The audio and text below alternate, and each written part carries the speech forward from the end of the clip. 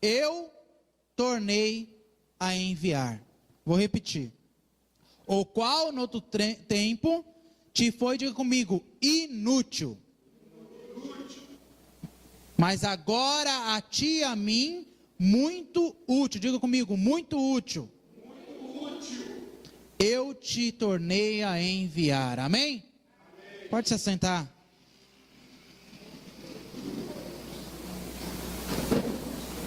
Essa tecnologia é muito boa, mas ela também é muito perigosa. Porque eu estou aqui assim, abra sua Bíblia, a pessoa abre, mas aí não esquece de olhar o WhatsApp, né? Aí fica assim, não pastor, eu estou lendo a Bíblia aqui. O pastor fala para ler um versículo, a pessoa fica o culto inteiro aqui assim, ó. Falei, essa está lendo o Salmo 119, só pode. Mas amém, vamos lá, vai. Depois a gente fala sobre isso. Há uma semana, Deus tem tocado muito no meu coração sobre essa palavra, que na verdade eu li no final do ano passado. E eu comecei a entender que Deus tinha algo para poder falar primeiramente comigo. E depois que eu aprendi aquilo que Deus tinha para falar comigo, eu comecei a orar e ver se Deus queria também falar isso com a igreja. E nessa semana que se passou, Deus me deu a ideia de que também Ele queria e Ele quer falar com a igreja sobre o que Ele falou comigo há tempo atrás. E o que Deus me falou no tempo atrás? Deus me deu uma palavra muito poderosa para aplicar na minha vida nesse ano de 2020. E a palavra que eu tenho para nós hoje, se você puder repetir comigo, fala assim comigo: ninguém é descartável. Entendeu? Ninguém é descartável. Então, se ninguém é descartável, eu não tenho o direito de pegar alguém e colocar essa pessoa para fora do Evangelho de Cristo. Se ninguém é descartável, eu jamais posso permitir que o meu achismo venha a ser superior ao Evangelho da cruz de Cristo. Porque o Evangelho da cruz de Cristo, ele é para todos. Diga comigo, para todos. Ele não é para aqueles que eu acho que devem merecer. Livro de Filemão, capítulo 1, que nós lemos, o apóstolo Paulo está escrevendo uma carta para um amigo dele, Filemão, um amigo dele. E no capítulo 1, Paulo ele está intercedendo, ele está pedindo, ele está clamando pela vida de um homem chamado Onésimo. E esse Onésimo, ele era um escravo de Filemão. Mas Onésimo, ele não era um escravo comum. Onésimo era um escravo fugitivo de Filemão. Onésimo não era só um escravo fugitivo, mas a história diz que Onésimo, ele provavelmente roubou algo de valor de Filemão e fugiu. E por que Onésimo fugiu? Porque naquele tempo, todo escravo, ele não tinha direito a nenhuma opinião e nenhuma regalia. Escravo era escravo. Escravo não tinha o direito de escolher o que comer, não tinha o direito de escolher o que vestir, não tinha o direito de escolher a hora que ia dormir, nem a hora que tinha que acordar, não tinha o direito de escolher aonde ia trabalhar. Ele simplesmente acordava muito cedo, era colocado para trabalhar em diversas funções, ele comia a hora que o senhor dele queria que ele comesse, e se comesse, ele ia dormir a hora que o senhor dele mandasse ele dormir, e se dormir. E quando ele transgredia as ordens do senhor, do dono dele, ele era castigado. E os castigos eram os mais abrangentes, ou os mais variados possíveis. Eram os castigos que os escravos tinham naquela época. Então, a Bíblia vai dizer que, por algum motivo, esse Onésimo, ele se encontra com Paulo. E o apóstolo Paulo aqui, ele está preso. Ele não está gozando das suas liberdades, ele está preso. E por estar preso, havia o costume de qualquer escravo que fugisse do seu senhor, ele poderia chegar para algum conhecido, ou para alguma autoridade, e clamar para que esse conhecido, ou para que essa autoridade, viesse intervir junto ao seu senhor, para que o escravo fosse perdoado. Acredito eu que Onésimo está agora na cidade onde Paulo está preso, e ele sabe que Paulo é amigo do senhor dele, Filemon. Então ele vai até Paulo e começa a pedir: por favor, clame pela minha vida junto ao meu senhor Filemon. Só que a Bíblia vai dizer o seguinte, que Paulo foi um dos maiores ganhadores de almas que a história já teve, que a Bíblia já relatou. E Paulo não perdia a oportunidade de falar do Evangelho de Cristo para quem quer que fosse. Então Paulo, ele não vai clamar, em primeiro momento, a Filemon pela vida de Onésimo, mas Paulo vai pregar o Evangelho para Onésimo se converter a Cristo, aceitar a Cristo como seu único e suficiente Salvador. E quando Paulo começa a falar do Evangelho da cruz para Onésimo, Onésimo aceita Jesus como seu único e suficiente Salvador. Você pode dar uma glória a Deus por isso? Agora olha para quem está do seu lado e fala assim para ele: meu irmão, até Paulo, que estava preso, ganhou almas, e você, que está livre, por que não ganha?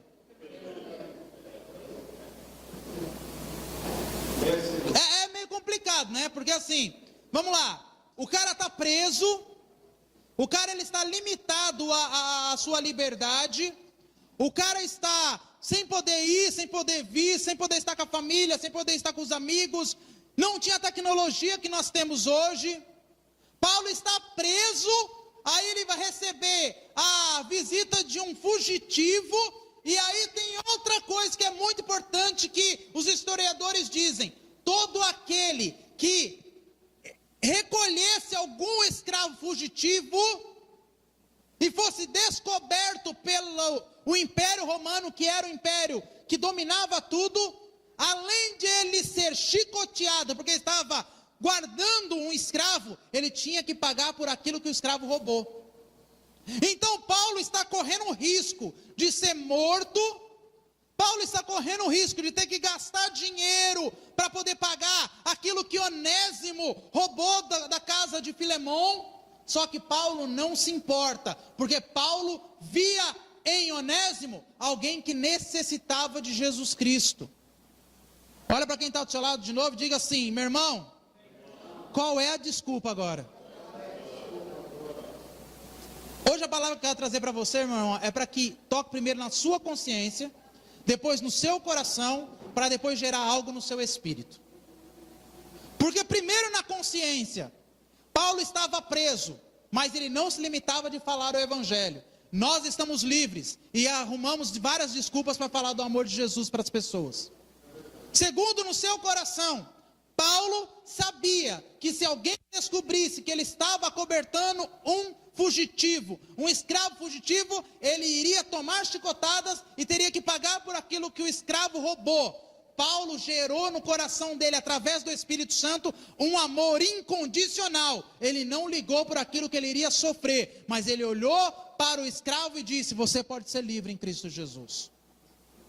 Nós muitas das vezes estamos dando tantas desculpas para poder pregar o Evangelho, tipo: não tenho tempo, não consigo, tenho vergonha, não dá para ir, não posso fazer. E Paulo preso mostra para mim e para você que se nós tivermos um amor sobrenatural vindo de Jesus Cristo, não há barreiras para poder falar do amor de Cristo. Vou usar as palavras de Felipe Valadão: olha o silêncio da morte. Vamos lá. O que diz no versículo 1? Não precisa abrir não, senão você vai assim: meu Deus, isso aí tem. Depois você lê. Filemão, capítulo 1, versículo 10, diz assim: olha Paulo suplicando pela vida de Onésimo. Mas o mais lindo é que ele fala assim, ó: peço-te por meu filho Onésimo, que gerei nas minhas prisões. Paulo ganha Onésimo para Jesus. Paulo assume a paternidade sobre a vida de Onésimo, dizendo para ele: agora você não está sozinho, você tem um pai espiritual que vai cuidar de você. E agora, quando eu for falar de você para alguém, eu vou falar: é meu filho. Sabe o que Deus quer gerar na minha vida e na sua, meu irmão? Filhos espirituais. Pessoas que estão andando sem rumo, sem direção, mas que quando encontrar você, e você falar do amor de Cristo para essa pessoa vai olhar para você e vai achar em você segurança. Não porque você é bom, é porque o amor de Jesus está em você, e o amor de Jesus traz segurança para qualquer pessoa. Vamos lá, presta atenção numa coisa aqui, ó. Muitas das vezes, nós criamos a ideia de superioridade, só porque somos cristãos. E isso acontece em todos os lugares. Porque eu sou cristão, porque eu tenho a minha salvação garantida em Cristo Jesus, eu me acho melhor do que qualquer outra pessoa. Vamos lá. O que acontece é que muitos de nós, por ter esse senso em nossas mentes e corações, acabamos conscientemente, sabendo o que eu estou fazendo, ou inconscientemente, sem saber o que eu estou fazendo, descartando pessoas para o reino de Deus. Por quê, pastor? Porque nós praticamos a cultura do achismo dentro da igreja. Não entendi, simples, vamos lá. Por que muitas das vezes eu descarto as pessoas como se ela fosse um copo descartável depois que eu uso água? Eu coloquei 4 pontos aqui, bem espaços aqui para a gente entender. Primeiro ponto, quando eu acho que a pessoa não quer mudar de vida. Então eu descarto. Ah, não quer nada com nada? Vai para o inferno. Segundo, quando eu acho que a pessoa não quer abandonar a prática do pecado. Quer viver pecando o resto da vida? Ah, vai para o inferno. Terceiro, quando eu acho que essa pessoa não tem o que agregar para o reino dos céus. Eu acho que a pessoa, por não saber ler, não saber escrever, ou por não ter uma boa condição financeira, isso aqui não tem nada para agregar no reino dos céus. Quarto, quando eu acho que essa pessoa não tem nada para agregar para a minha vida. Aí nós olhamos para essa pessoa e nós praticamos essa cultura do nosso achismo. Eu acho, eu acho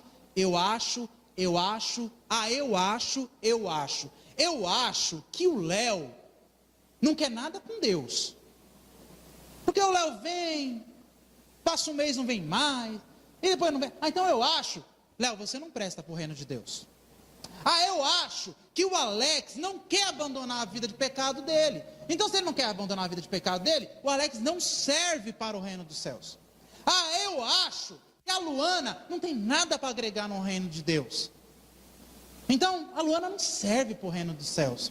Eu acho que o Ronaldo não tem nada para agregar na minha vida. Então, o Ronaldo não vai servir para o reino dos céus. Note que tudo é um achismo e não uma certeza. E o grande problema de eu achar é que eu vou limitando as pessoas de chegar ao reino dos céus. Eu estou falando isso dentro da igreja, mas quantos de nós estamos utilizando o nosso achismo fora da igreja? Quantos de nós olhamos para os nossos vizinhos e falamos: eu acho que esse aqui não vai para o céu. Eu acho que aquela ali por ser fofoqueira não vai para o céu. Eu acho que essa aqui por ser pobrinha não vai para o céu. Eu acho que essa aqui por seguir uma outra religião também não serve para o reino de Deus. Na carta de Filemão, meu irmão, que Paulo escreve para Filemão, Paulo nada mais, nada menos está pedindo para Filemão: Filemão, perdoa. Eu sei que Onésimo é seu escravo, eu sei que ele pode ter roubado alguma coisa sua, eu sei que ele te deixou na mão, mas agora, como seu amigo, eu quero te pedir uma coisa: perdoa ele. Perdoa ele, porque nesse período que ele foi embora, que ele te abandonou, que ele saiu de perto de você, ele foi um cara muito inútil para você. E quando ele se aproximou de mim, ele também era inútil, porque não me servia para nada, porque não conhecia o evangelho. Vamos dizer assim, colocando entre linhas o que Paulo está querendo dizer. Só que aí Paulo vem e escreve no capítulo 11, que ele se tornou útil. Quando se tornou útil? Quando ele reconheceu que Jesus Cristo é o único Senhor e Salvador de toda a humanidade. Irmão, presta atenção na coisa aqui, ó.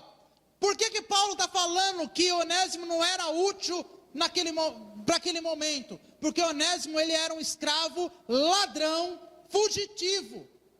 Então quem é que queria uma pessoa dessa perto? E muitas vezes nós somos assim. Nós taxamos as pessoas por aquilo que as pessoas são naquele momento, naquela hora, naquele tempo que eu estou convivendo com ela. Mas nós jamais vamos conseguir dimensionar, quando Jesus Cristo encontrar com essa pessoa, o que ela vai ser lá amanhã. Olha para você agora, vê quem você era antes de conhecer Jesus e vê quem você é agora. E eu vou falar uma coisa muito importante: se teve jeito para mim e para você, tem jeito para todo mundo. Se o amor de Cristo conseguiu atingir minha vida, um menininho que nasceu na favela, que ninguém dava nada, que olhava com um olhar de desprezo, o que é que Jesus não pode fazer para as outras pessoas? Se Jesus conseguiu encontrar você em um lugar onde você estava, no meio dos vícios, no meio daquilo que não prestava, por que é que o nosso achismo está limitando as pessoas de conhecer o Evangelho de Cristo Jesus? Olha outra coisa. No capítulo de número 1, versículo 9 e 10, olha o que Paulo fala, versículo 9, presta atenção: todavia, peço-te antes por caridade, sendo eu tal como sou, Paulo, o velho, e também agora prisioneiro de Jesus Cristo.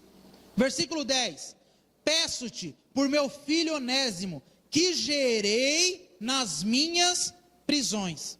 Sabe o que Paulo está fazendo aqui? Ele simplesmente está rogando pela vida do escravo.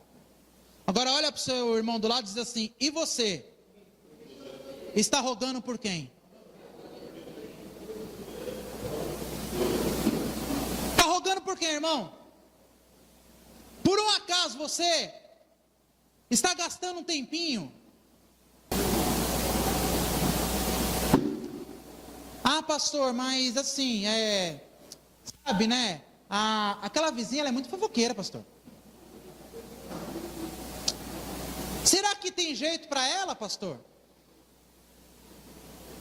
Ah, pastor, mas sabe, aquela pessoa do trabalho, ela está querendo puxar meu tapete. Será que tem jeito para ela? Meu irmão, presta atenção. Paulo está rogando, pedindo por misericórdia por um fugitivo e por um ladrão. Mesma pessoa. Paulo não quis saber o que Onésimo fez. Paulo entendeu que não era direito dele saber disso. Paulo não colocou isso como barreira, como impedimento. E muitas vezes eu e você colocamos várias barreiras entre a pessoa e Cristo Jesus, por causa do nosso achismo. Ah, ele bebe, ele usa maconha, é fofoqueiro, é mulherengo. Então, não vai, Jesus não quer saber desse tipo de pessoa. Agora vamos lá. Abra comigo Mateus 22. Esse eu quero que você me acompanhe. Mateus 22. Do versículo 36 em diante. Mateus.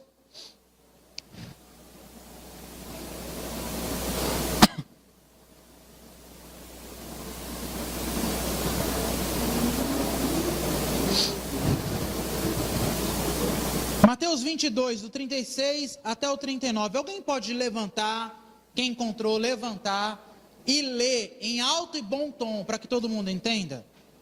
Mateus 22, do 36 até o 39. Mas assim, lê alto e em bom tom.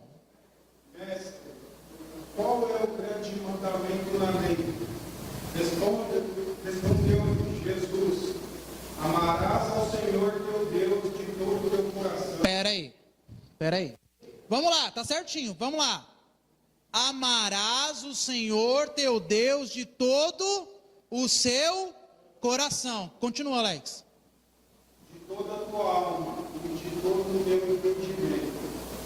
Este é o grande primeiro mandamento. E o segundo semelhante a... Pera aí. E o segundo semelhante, quer dizer igual. Diga comigo, igual. Continua, Alex. O segundo semelhante a este é: amarás o teu próximo como a ti mesmo. Presta atenção. Chegaram para Jesus e falaram assim: qual é o grande mandamento? Jesus falou assim: o primeiro é: amarás o Senhor teu Deus de todo o teu coração e de todo o teu entendimento. Algumas outras falam: de toda a tua alma. Só que aí Jesus vem assim: só que tem o segundo, que é igual ao primeiro: amarás a você. É isso? Não. Amará o teu próximo. Como quem? A ti mesmo. Aí vamos agora para o negócio aqui que agora ficou um pouquinho melhor. Porque o meu achismo tem sido uma barreira para o meu próximo. Quando o meu achismo se torna uma barreira para eu alcançar o meu próximo com o evangelho, eu estou deixando de me amar. Aí tem o pior: eu estou deixando de amar a Deus. E aí vamos pior ainda: não vai adiantar nada você ir para a igreja todos os cultos dizer que ama o Senhor, se você não consegue amar o seu próximo. É isso aqui que a palavra está dizendo.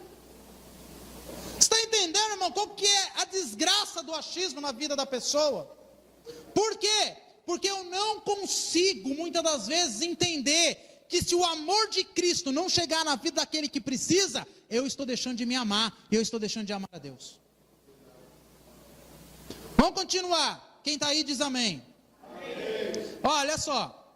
Deixar de falar do amor de Cristo para alguém apenas por achar que esse alguém não tem a possibilidade de mudança, sem dúvida, é a forma de deixar de amar o próximo. Ser um cristão verdadeiro é demonstrar para todos que o verdadeiro evangelho de Cristo está disponível para todos. Vou repetir: está disponível para todos. Vou falar de novo: está disponível para todos. Mais uma vez, para ficar gravado: está disponível para todos. Para aquele que você despreza, para aquele que você acha que não tem salvação, para aquele que bebe, para aquele que usa drogas, para a prostituta, para o ladrão, para o maconheiro, o evangelho de Cristo está disponível para todos. Para todos. E eu e você não podemos achar que o evangelho de Cristo não pode atingir essas pessoas. Sabe por quê? Porque o evangelho de Cristo é muito maior do que eu e do que você. A Bíblia vai dizer que Deus amou o mundo de tal maneira, e nesse mundo está eu, você, a prostituta, o maconheiro, o estuprador, o alcoólatra, o feiticeiro. Todos esses estão envolvidos nesse mundo. E a Bíblia diz que Deus amou o mundo. Deus não amou o crente. Deus não amou o macumbeiro. Deus não amou o espírita. Deus não amou a sua vizinha. Deus não amou você que sabe cantar todos os hinos da igreja. Deus amou o mundo inteiro. E porque amou o mundo inteiro, Ele pegou o que Ele tinha de mais precioso e deu pelo mundo. Agora imagina se Deus tivesse achismo. Imagina se Deus tivesse achismo. Imagina que quando você nascesse, quando a sua mãe estivesse lá na sala de parto, aí a sua mãe lá sofrendo com as dores de parto, aí saísse você, aí sai lá a Viviane, fazendo escândalo, aquela coisa toda, cheguei mundo, aí Deus olhasse e falou assim: eu acho que a Viviane não vai dar certo nesse mundo não. Filho, para essa aqui eu acho que não dá. Aí vamos dizer que lá no Jaçanã está lá uma senhora lá gritando também. Aí vem e nasce o Léo. Aí Deus olha e fala assim: eu vou aceitar para não falar que eu estou fazendo bullying aqui no céu. Então esse aqui tem jeito.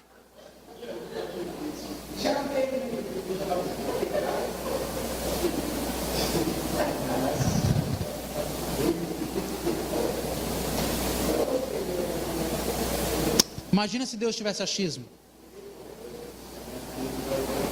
Imagina se Deus tivesse achismo. Vamos lá, eu coloquei algumas pessoas aqui, está na Bíblia. Está na Bíblia. E se hoje o Espírito Santo tiver a liberdade de entrar no seu coração e quebrar o seu achismo, talvez você encontrar alguma dessas pessoas por aí. E você vai ser um canal de salvação para essas pessoas. Livro de 1 Reis, capítulo 19, versículo 4. Meu irmão, se Deus tivesse achismo, o que seria dessas pessoas aqui? 1 Reis 19, 4.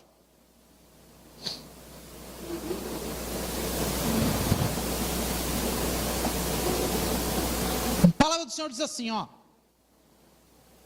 Vamos do versículo 1 para você entender. 1 Reis 19, 1 diz assim.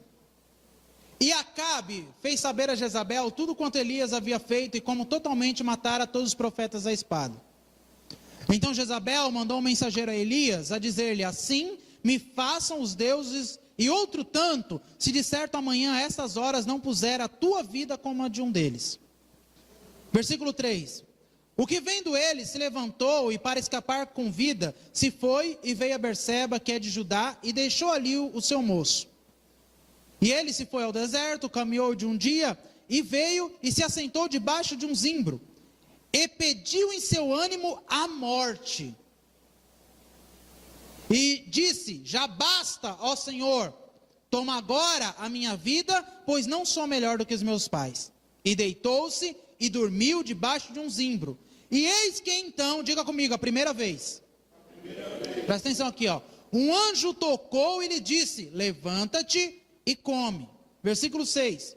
E olhou, e eis que à sua cabeceira estava um pão cozido sobre as brasas e uma botija de água, e comeu e bebeu e tornou a deitar-se. E o anjo do Senhor, diga comigo, a segunda vez. Tornou segunda vez e o tocou e disse, levanta-te, come, porque muito comprido será o seu caminho. Levantou-se, pois, e comeu e bebeu, e com a força daquela comida caminhou 40 dias e 40 noites até Horebe, o monte de Deus. E ali entrou numa caverna e passou ali a noite, e eis que a palavra do Senhor veio a ele, diga comigo a terceira vez. E disse, que fazes aqui, Elias? Sabe quem foi Elias?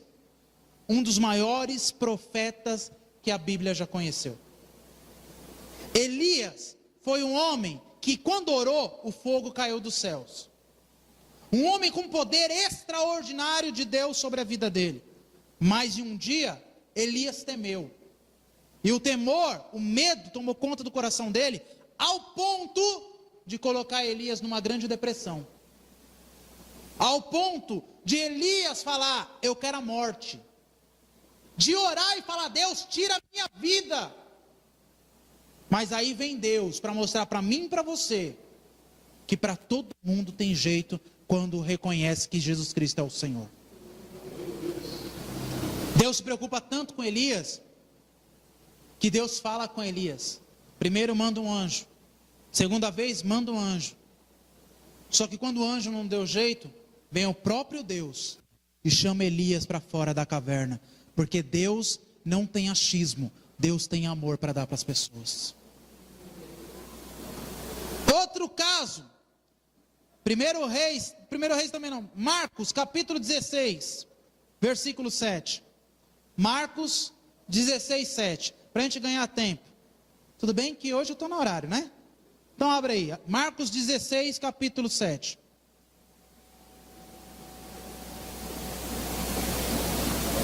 Antes de ler, responda para você mesmo. Você levaria o evangelho de Jesus Cristo para alguém que te traiu? Responde para você, não precisa se manifestar aí não. Se alguém traísse você, pisasse na bola com você feio, se alguém levantasse uma grande calúnia contra você, fizesse você passar a maior vergonha, te abandonasse no pior momento da sua vida, quando antes essa pessoa falasse que era seu amigo, e falasse assim, não quero mais saber, te traísse, você ia lá e levaria o evangelho de Cristo para essa pessoa? Não responda, respondo para você. Mas olha aqui, que coisa maravilhosa. Marcos 16, 7. Mas ide, e dizei a seus discípulos, e a Pedro, que ele vai adiante de vós para a Galiléia, ali o vereis, como ele vos disse. Vou dizer de novo. e diga aos seus discípulos, isso aqui é o anjo falando com as mulheres. Quando Jesus ressuscita, as mulheres vão até o túmulo, encontram a boca do túmulo aberta, não encontram o corpo dentro do túmulo, mas encontram um anjo assentado sobre a pedra que estava tampando o túmulo. Esse anjo chega para elas e diz: ele ressuscitou. Vai lá, fala para os discípulos que ele ressuscitou. Ei, mas diz para Pedro também. Eu já preguei isso aqui há alguns anos aqui na igreja. Por que isso? Quem foi que negou Jesus por 3 vezes? Quem foi que abandonou Jesus na hora que ele mais precisou? Quem foi que traiu Jesus por causa disso? Pedro. Mas Jesus olha para Pedro e fala assim: eu te amo, Pedro. Quando vem a resposta para as mulheres, e a ideia é: fala para os discípulos, mas lembra Pedro, que com Jesus não tem achismo, porque até por traidor, Jesus tem amor para poder dar mais uma vez. Pode dar uma glória a Deus por isso? Agora o negócio fica mais gostoso. Livro de João, capítulo 8. Agora vai falar: não, pastor, aí já é demais, pastor. Aí o negócio fica... Não, aí, pastor, pegou pesado. Você levaria o evangelho de Jesus, irmão, para alguém que está em depressão, e muitas vezes nós achamos que a pessoa está com frescura? Ah, está com frescura. Ah, isso aí é frescura. Você levaria o evangelho de Cristo para esse tipo de gente? Você levaria o evangelho de Cristo para alguém que te traiu? Ou o seu achismo é muito maior do que o evangelho de Cristo? Deus e Cristo está mostrando que ele levaria, e ele não teve problema com isso. Agora, olha o tipo de gente.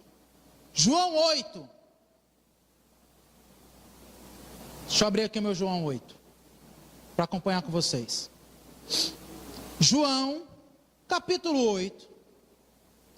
Olha o que a palavra de Deus diz. Versículo de número 3. João 8, 3. Vamos lá. E os escribas e fariseus trouxeram uma mulher apanhada em adultério. Diga comigo, uma prostituta.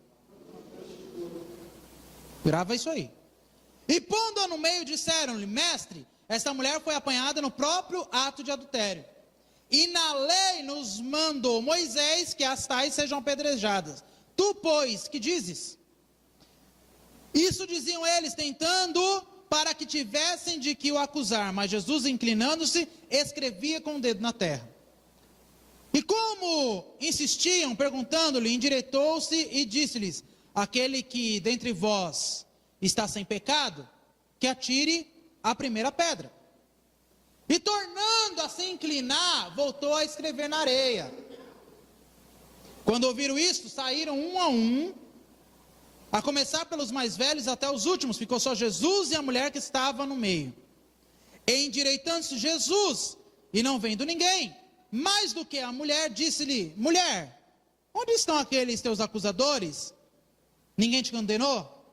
Trazendo para a palavra de hoje: mulher, onde estão aqueles que achavam que para você não tinha mais jeito? Aí olha a resposta da mulher. E ela disse: ninguém, Senhor. E disse-lhe Jesus: eu também não te condeno. Vá em paz e não peques mais.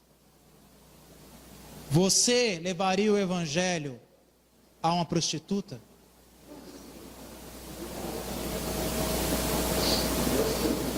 Você sairia da sua casa e levaria o evangelho para uma prostituta? Se alguém um dia fizesse alguma coisa horrível como essa mulher fez, e segundo a Bíblia, totalmente errado, o seu achismo de crente iria condenar essa pessoa dizendo: não tem mais jeito não. Só que aí vem Jesus e mostra para mim e para você dizendo assim: se eu não te condeno, quem é você para poder condenar? Sabe qual é o grande problema? É que muitas das vezes Nós queremos categorizar as pessoas: bom, médio e ruim. Só que eu quero dizer uma coisa para você hoje: não tem como categorizar o que é semelhante ao Deus Todo-Poderoso. Nós não temos esse poder. Para terminar, responde para você: se Jesus um dia chegasse, você lá no seu sono, lindo e belo, ou lindo e belo lá, dormindo, babando, a baba escorrendo, assim, ó. E aí você ouvisse a voz do Espírito Santo aqui no seu ouvidinho, assim, ó: Ronaldo. Oi, Senhor. Espera aí. Fala, Senhor. Fala que seu servo ouve. Ronaldo, quero que você se levante, vá até a rua direita, e eu quero que você pregue o meu evangelho para alguém que te traiu.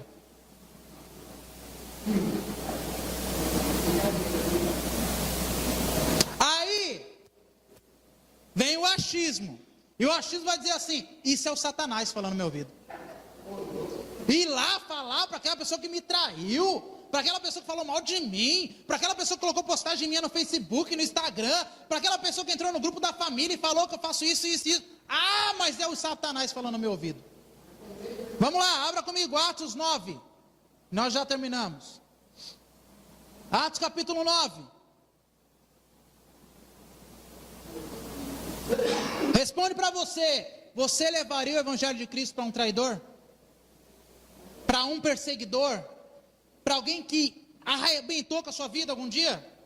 Atos capítulo 9. Versículo de número 10. Atos 9, 10. A palavra do Senhor diz assim, para a gente ganhar tempo: e havia em Damasco um certo discípulo chamado Ronaldo. E disse-lhe o Senhor em visão: Ronaldo. E ele respondeu: eis-me aqui, Senhor.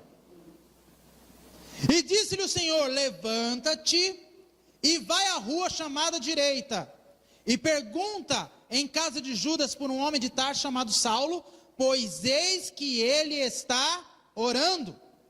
E numa visão ele viu que entrava um homem chamado Ronaldo. E ponha sobre ele a mão para que tornasse a ver. E aí o Ronaldo respondeu: Senhor, eu tenho ouvido acerca desse homem, o quantos males tem feito à igreja, aos teus santos. E aqui tem poder dos principais dos sacerdotes para prender a todos o que invoca o teu nome. Disse-lhe, porém, o Senhor: vai, porque este é para mim um vaso escolhido para levar o meu nome diante dos gentios e dos reis e dos filhos de Israel. E eu lhe mostrarei quanto deve padecer pelo meu nome. Versículo 17. E Ronaldo foi. Você pode dar uma glória a Deus por isso? E entrou na casa, e impondo-lhe as mãos, disse: cara, olha que coisa maravilhosa, olha aqui para mim, antes de continuar lendo. Quando o seu achismo cai, você já começa a ver com seus olhos espirituais. Vou repetir: quando o seu achismo cai, aquilo que você achava que não tinha jeito, você já começa a ver que tem jeito. Quando o seu achismo cai, aquele ou aquela que você achava que não tinha o direito de entrar nos céus, porque era pecador, porque era isso, por aquilo outro, cai por terra e você começa a enxergar com os olhos espirituais. Aí, de Deus nos envolver, o achismo não vai ser maior do que o amor de Deus. Porque se eu falo que eu amo a Deus, obrigatoriamente eu preciso amar o meu próximo. E o meu próximo não é quem se assenta do seu lado na igreja. O seu próximo não é a pessoa que você ama. O seu próximo é aquele que talvez odeia você. É aquele que talvez traiu você. É aquele que talvez perseguiu você. É aquele que talvez ninguém quer encostar perto. Por quê? Porque é traficante. porque é prostituta, porque é alcoólatra. Quando diz a Bíblia que eu preciso amar o meu próximo como a eu mesmo, ela não está dizendo para eu amar o que está mais perto. Proximidade não quer dizer quem está mais perto, mas quer dizer aquele que está aonde Deus mandar eu chegar. E talvez Deus está incomodando você. Fala do meu amor para essa pessoa, aonde todo mundo está destacando, descartando, e Deus está incomodando você. Fala do meu amor para essa pessoa. E muitas das vezes o nosso achismo está nos impedindo de fazer isso. Está falando para mim e para você muitas das vezes, não tem jeito não. Olha isso aí, quer nada com nada, não quer saber de Deus, pecador, maldito. Para terminar, 1 João 4,16, isso aqui é muito sério, grava isso, de todos os versículos que eu falei, esse aqui é o que eu quero que você grave e leve para sua casa. E nós conhecemos e cremos no amor que Deus nos tem. Deus é amor, e quem está em amor está em Deus, e Deus nele. Amém, Senhor. E nós conhecemos e cremos no amor que Deus nos tem. Quem conhece a Deus aqui? Então o amor dele está em você, é o que a palavra está dizendo. Deus é amor, e quem está em amor, está em quem? Em Deus, e Deus está em quem? Em mim e você. Se eu conheço a Deus, se eu amo a Deus, obrigatoriamente eu preciso cumprir o segundo: amar o meu próximo como a mim mesmo. Então, se eu tenho que amar o meu próximo como a mim mesmo, você não tem mais o direito de achar que o Evangelho de Cristo não pode ser levado para aquelas pessoas que você acha que não merecem. Então, a partir de hoje, pega o seu maldito achismo, a maldita cultura do descartável, coloca dentro de um saquinho, dá na mão do demônio que deu como presente para você, e fala para ele voltar para o inferno, porque a partir de hoje você não vai descartar ninguém, porque o amor de Deus está sobre a sua vida. Que nessa noite o Espírito Santo abra a nossa mente, que nessa noite o Espírito Santo rasgue o nosso coração, que nessa noite eu saia daqui sabendo de uma coisa: não adianta só amar a Deus se eu não estou disponível para amar o meu próximo. Eu não posso mais achar que o meu vizinho, porque ele não está na igreja, ele não presta. Sim, ele presta. Presta tanto que Deus vai começar a incomodar você, para bater na porta dele e falar: ei, Jesus Cristo te ama. O amor de Deus, ele é tão poderoso, que a partir de hoje, eu profetizo isso, vai começar a incomodar você, para você chegar para os seus parentes que você disse que não tem mais jeito, e ser o primeiro a falar: ei, Jesus te ama, e eu vou orar pela sua vida, até o Evangelho de Cristo encontrar você, e mudar a sua história como mudou a minha. Queria que você se colocasse de pé. Irmão, presta atenção numa coisa: a partir de hoje, começa a entender, ninguém é descartável para o Evangelho da cruz de Cristo.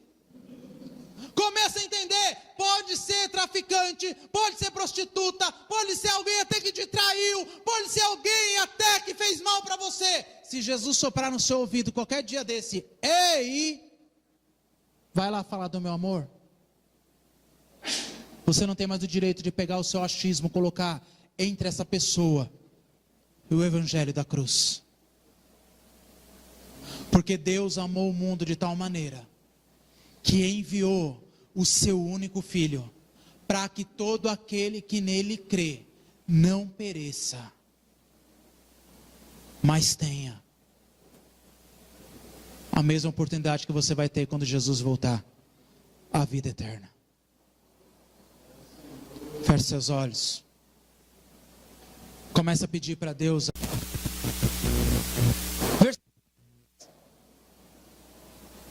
Primeiro momento, Ananias não queria ir, porque ele temeu.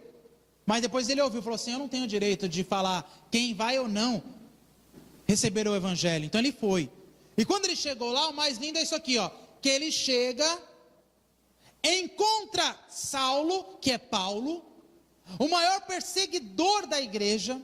Aquele homem tinha o poder de entrar nas casas e arrebentar com tudo e com todos, mandava prender só porque era cristão, separava mãe de filhos, marido de esposa, mandava prender, mandava chicotear. Só que aí agora Ananias ouve a voz do Espírito Santo, e por ouvir a voz do Espírito Santo, o achismo de Ananias cai por terra, e quando ele chega para Paulo, ele diz: irmão Saulo, irmão Saulo. Quero profetizar algo sobre a sua vida hoje. Levante sua mão para eu poder profetizar isso. Eu não sei para quem Jesus vai enviar a sua vida a partir de hoje, mas quando você chegar para essa pessoa, por pior que ela seja, quando você chegar lá, os seus olhos vai conseguir enxergar alguém transformado por causa do Evangelho de Cristo Jesus. Irmão, quem era Paulo, irmão?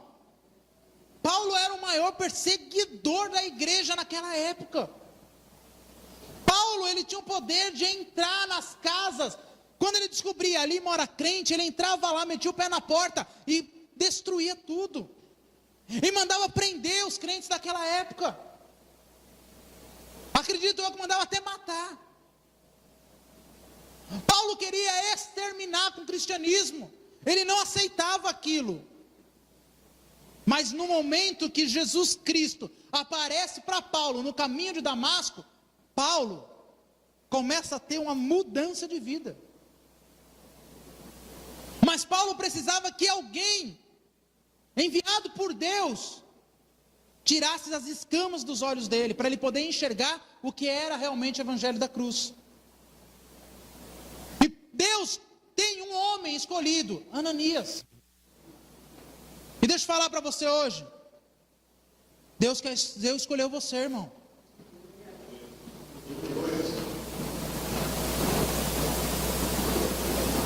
Deus escolheu você. Quantos Paulos por aí estão precisando de alguém que se levante e fala: eis-me aqui, Senhor, envia-me a mim.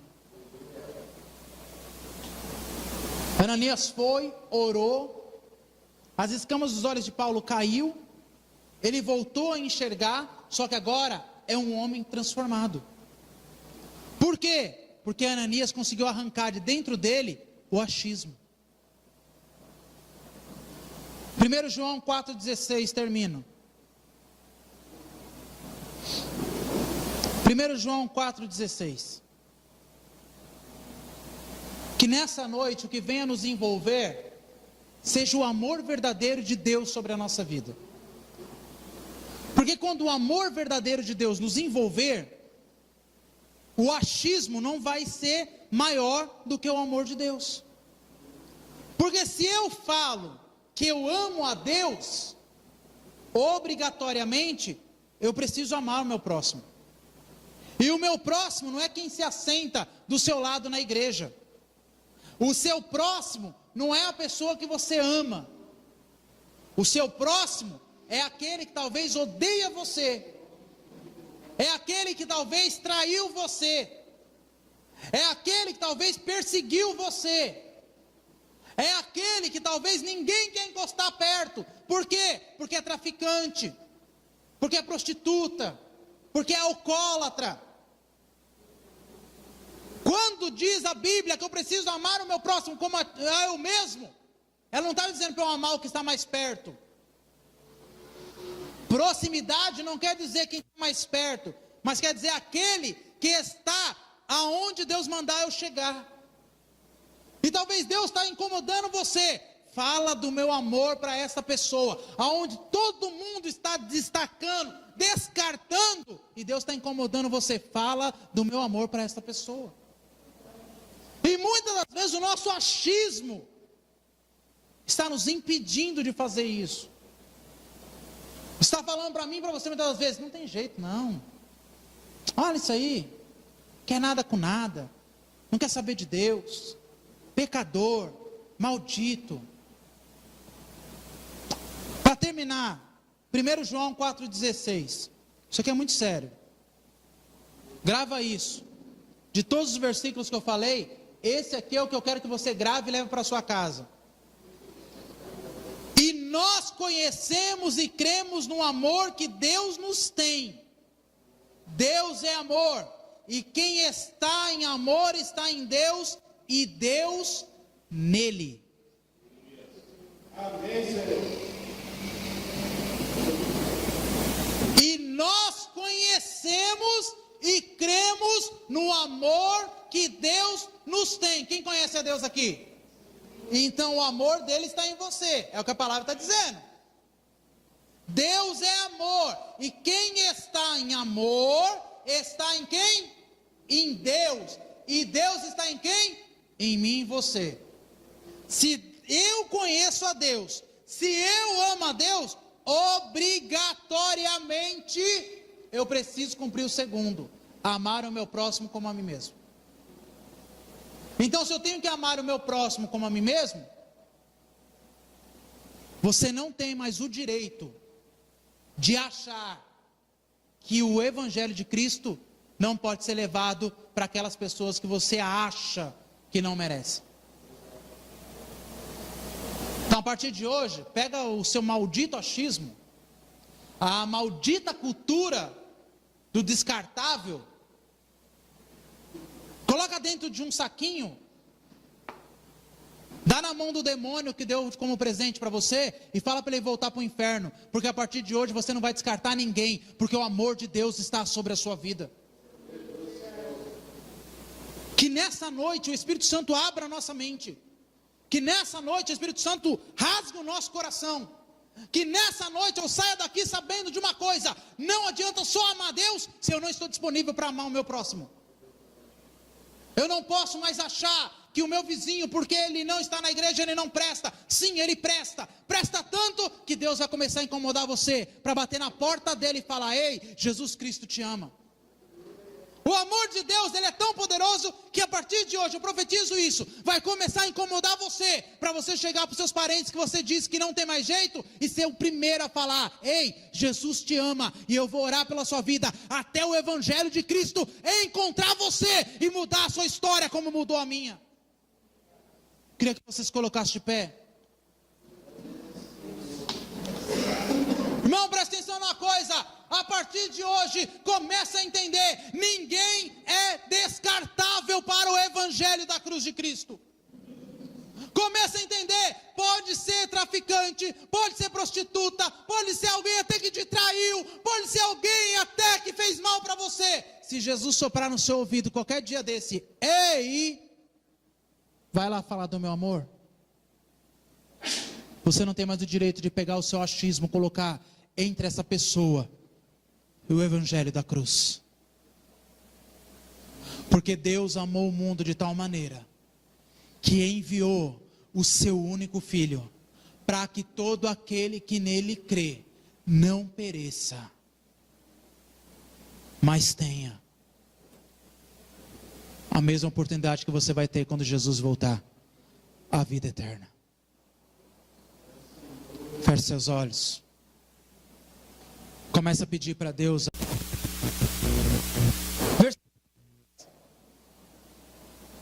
Primeiro momento, Ananias não queria ir, porque ele temeu. Mas depois ele ouviu e falou assim: eu não tenho direito de falar quem vai ou não receber o Evangelho. Então ele foi. E quando ele chegou lá, o mais lindo é isso aqui, ó, que ele chega, encontra Saulo, que é Paulo, o maior perseguidor da igreja. Aquele homem tinha o poder de entrar nas casas e arrebentar com tudo e com todos. Mandava prender só porque era cristão. Separava mãe de filhos, marido de esposa, mandava prender, mandava chicotear. Só que aí agora Ananias ouve a voz do Espírito Santo. E por ouvir a voz do Espírito Santo, o achismo de Ananias cai por terra. E quando ele chega para Paulo, ele diz: irmão Saulo. Irmão Saulo.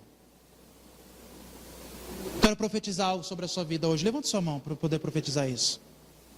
Eu não sei para quem Jesus vai enviar a sua vida a partir de hoje, Mas quando você chegar para essa pessoa, por pior que ela seja, quando você chegar lá, os seus olhos vai conseguir enxergar alguém transformado por causa do Evangelho de Cristo Jesus. Irmão, quem era Paulo, irmão? Paulo era o maior perseguidor da igreja naquela época. Paulo, ele tinha o poder de entrar nas casas. Quando ele descobria ali mora crente, ele entrava lá, metia o pé na porta e destruía tudo. E mandava prender os crentes daquela época. Acredito eu que mandava até matar. Paulo queria exterminar com o cristianismo. Ele não aceitava aquilo.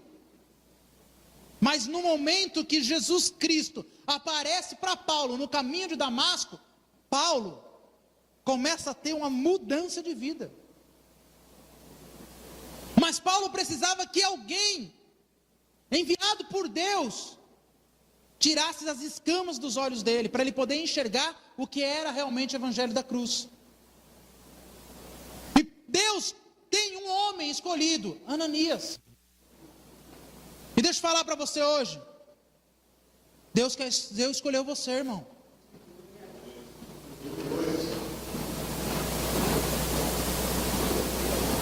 Deus escolheu você. Quantos Paulos por aí estão precisando de alguém que se levante e fala: eis-me aqui, Senhor, envia-me a mim. Ananias foi, orou, as escamas dos olhos de Paulo caiu, ele voltou a enxergar, só que agora é um homem transformado. Por quê? Porque Ananias conseguiu arrancar de dentro dele o achismo. 1 João 4,16, termino. 1 João 4,16.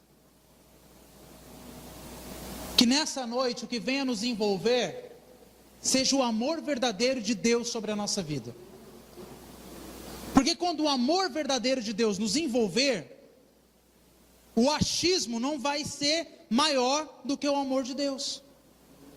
Porque se eu falo que eu amo a Deus, obrigatoriamente, eu preciso amar o meu próximo.